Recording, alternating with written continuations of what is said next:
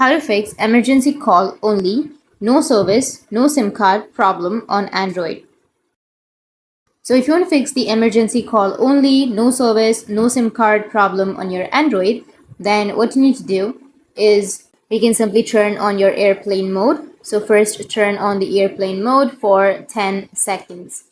Once you turn it on, you can simply go back and turn it off. And once you've done that, you need to open up your settings. And after opening your settings, you need to scroll down, go with network and internet. And after that, you need to go with SIM card and mobile network.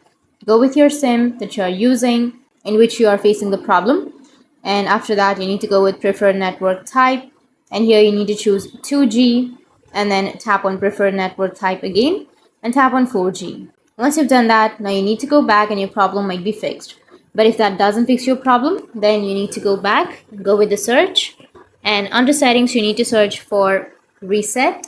Under reset, you need to tap on reset Wi-Fi, mobile, and Bluetooth. And again, tap on it, and then tap on reset settings. Once you tap on reset settings, your problem might be fixed.